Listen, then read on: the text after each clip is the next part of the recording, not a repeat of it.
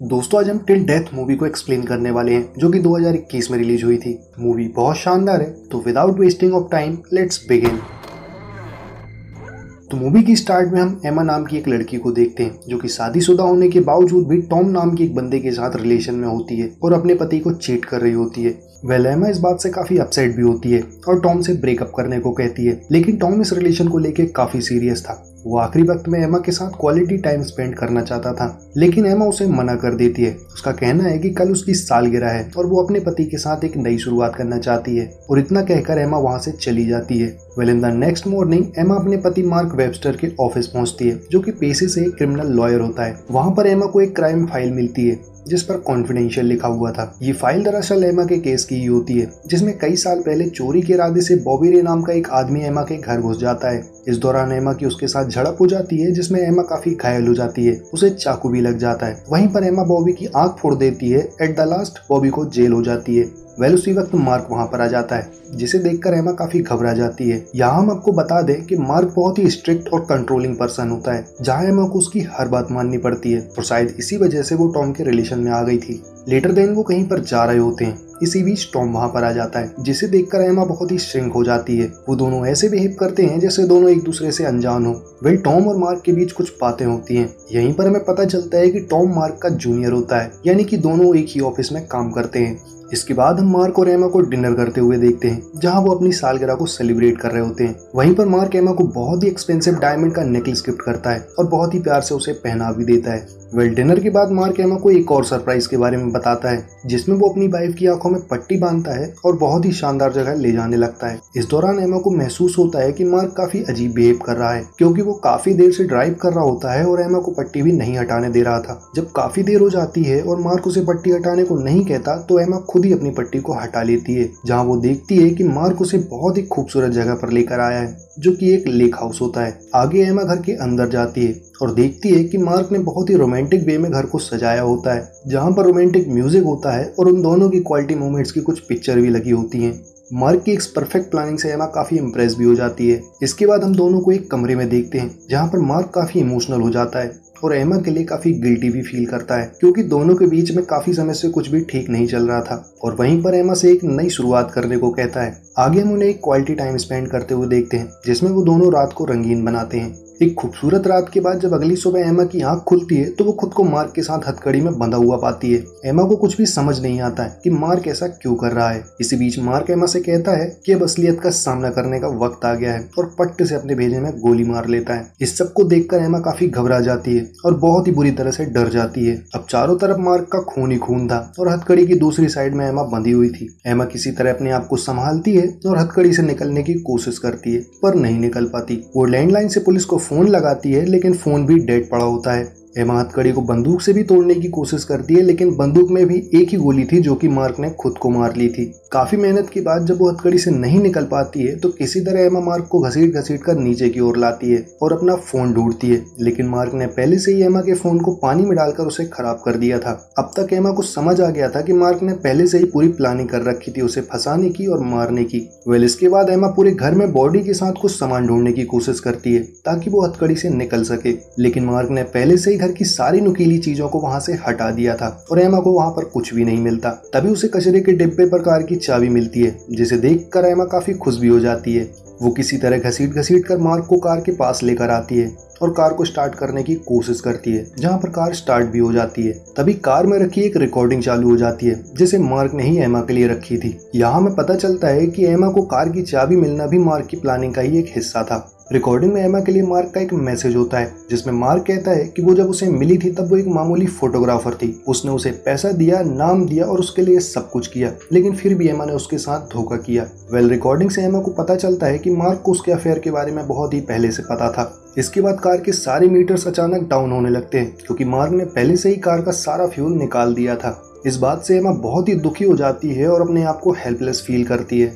इसके बाद वो वहाँ से निकलकर सीधा बाथरूम की ओर जाती है और अपनी बॉडी पर लगे सारे खून को साफ करती है। इस दौरान वो उस नेकलेस को भी निकालने की कोशिश करती है जिसे मार्क ने उसे गिफ्ट किया था, पर अपनी सारी कोशिशों में नाकामयाब रहती है और वो नेकलेस उसके गले से नहीं निकलता। उसके बाद वो बेसमेंट में जाती है और कोई औजार ढूंढने की कोशिश करती है, लेकिन वहाँ पर भी उसे कोई औजार नहीं मिलता क्योंकि मार्क ने पहले से ही सारे औजार वहाँ से हटा दिए थे। मार्क ने पहले से ही पूरी प्लानिंग कर रखी थी ताकि एमा यहाँ से कभी बाहर ही ना निकल पाए।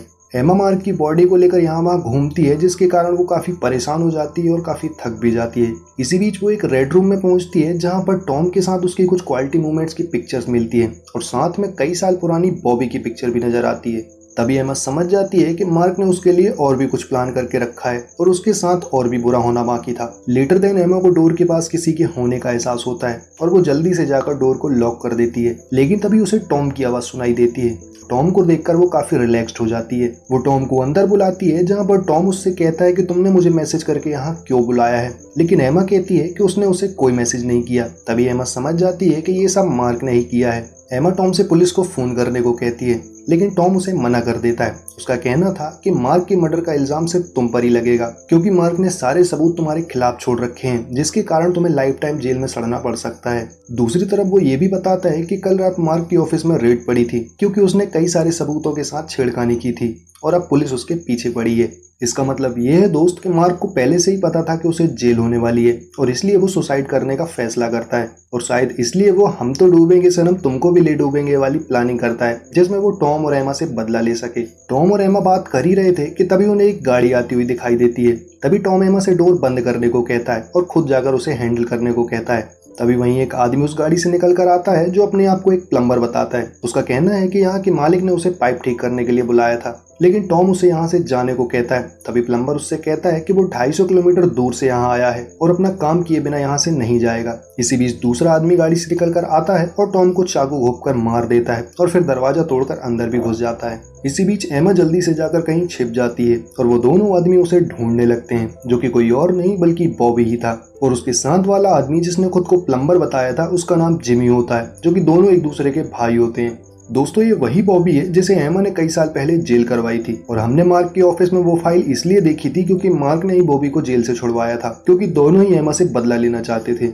यहाँ पर हम देखते हैं कि जिमी टॉम की हत्या से काफी परेशान होता है जिसे बॉबी ने मारा है क्योंकि वो यहाँ पर किसी को मारने नहीं आया था, वो तो बस तिजोरी में रखे डायमंड्स लेने आया था। लेकिन बॉबी डायमंड्स के साथ साथ एमा से बदला भी लेना चाहता था और उसे मारना चाहता था। वहीं दूसरी तरफ हम एमा को देखते हैं जो किसी तरह से बचकर पुराने एक लकड़ी के गोदाम में पहुंचती है जहां पर एक बोट रखी होती है। वहीं पर उसे एक नुकीला औजार भी मिल जाता है जिसकी मदद से वो मार्क के हाथ को तोड़कर दूसरी साइड से हथकड़ी को निकाल लेती है। इसी बीच जिमी को हथकड़ी खोलने की आवाज सुनाई देती है जिसे देखने के लिए वो उसी लकड़ी की गोदाम में जाता है जहाँ पर उसे मार्क की लाश नजर आती है जिसे देखकर वो काफी डर जाता है और बॉबी को बुलाता है। इसी बीच एमा बोट के नीचे छिप जाती है। वहीं जिमी कहता है कि मार्क अब मर चुका है तो हम उसका काम पूरा करें या ना करें उससे क्या फर्क पड़ता है, लेकिन बॉबी को एमा से अपना कई साल पुराना बदला लेना होता है और वो उसे ढूंढने को कहता है। आगे हम देखते हैं कि जिमी तिजोरी खोलने की कोशिश कर रहा होता है जहां पर उसे पता चलता है कि तिजोरी को बहुत ही हाईटेक सिक्योरिटी से बनाया गया है। इसे खोलने के लिए हमें फिंगरप्रिंट और पासवर्ड दोनों की जरूरत पड़ेगी,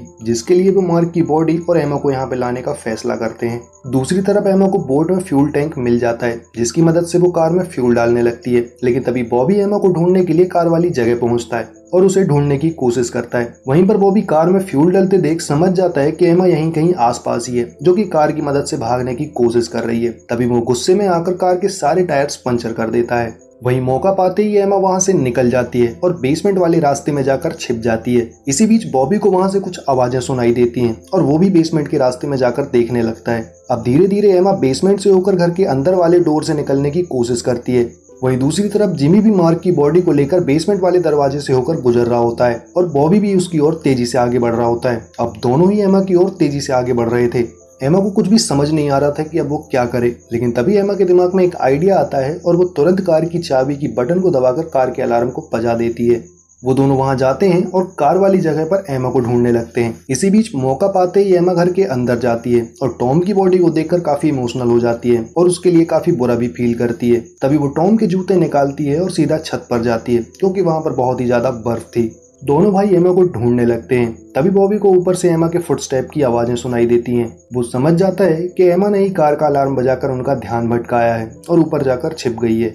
बॉबी को आता देख एमा उस पर गोल्फ स्टिक से हमला कर देती है और बॉबी को नीचे गिरा देती है, जिसकी आवाज सुनकर जिमी भी वहां पहुंचता है, लेकिन एमा बहुत ही चालाकी से उसे भी कमरे में लॉक कर देती है और सीधा गाड़ी की तरफ भागती है। वहां पर वो बॉबी के फोन से पुलिस को कॉल करती है और भागने की कोशिश करती है, लेकिन तभी बॉबी वहां आ जाता है और एमा को बहुत ही बुरी तरह से मारने लगता है। उसे मारता देख जिमी बॉबी को रोकने की कोशिश करता है, लेकिन बॉबी उसकी बातों को नहीं मानता और उसे जान से मारने की धमकी दे डालता है। चोट लगने की वजह से एमा बेहोश हो जाती है और जब उसे होश आता है तो वो फिर से मार्क के साथ खुद को हथकड़ी में बंधा हुआ पाती है। आगे हम देखते हैं कि बॉबी एमा से तिजोरी का पासवर्ड जानने के लिए उसे टॉर्चर कर रहा होता है, लेकिन एमा उससे कहती है कि उसे पासवर्ड नहीं पता है, जिस पर बॉबी को काफी गुस्सा आ जाता है और वो एमा से उसका अंगूठा काटने की धमकी देता है। जिमी को ये सब देखकर अच्छा नहीं लग रहा था और वो वहीं पड़ी बंदूक से उसे रोकने की कोशिश करता है, क्योंकि वो यहाँ पर किसी को चोट नहीं पहुंचाना चाहता था। अब क्योंकि जिमी के पास बंदूक थी, बॉबी को जिमी की बात माननी पड़ती है। इसके बाद जिमी एमा से हथकड़ी खोलने के बदले पासवर्ड पूछता है। एमा इसके लिए मान जाती है और उसे पासवर्ड बता देती है। पासवर्ड दरअसल वो तारीख होती है जिस दिन मार्क ने एमा को प्रपोज किया था। बॉबी तिजोरी खोलता है, लेकिन उसे वहां पर कुछ भी नहीं मिलता है तो बस एक बड़ा सा चाकू, जिसमें लिखा हुआ था कि जो हीरा तुम्हें चाहिए वो उसके दिल के बहुत करीब है।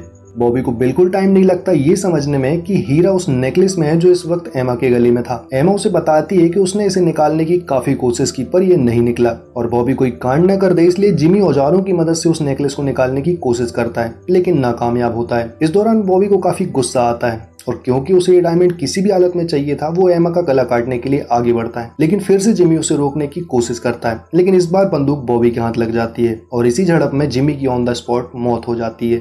भाई की मौत से बॉबी काफी दुखी होता है और वो एमा को इस सब के लिए ब्लेम करता है। तभी बंदूक से उसे शूट करता है, लेकिन एज एक्सपेक्टेड बंदूक नहीं चलती क्योंकि उसमें एक भी गोली नहीं थी। इसी बीच एमा को मौका मिलता है और कटर से बॉबी पर हमला कर देती है, जिसमें बॉबी कुछ देर के लिए बेहोश हो जाता है और एमा उसे हथकड़ी लगाकर वहां से भागने लगती है। बॉबी भी मार्क की बॉडी के साथ उसका पीछा करने लगता है, क्योंकि बॉबी और मार्क अब दोनों हथकड़ी से बंधे हुए थे।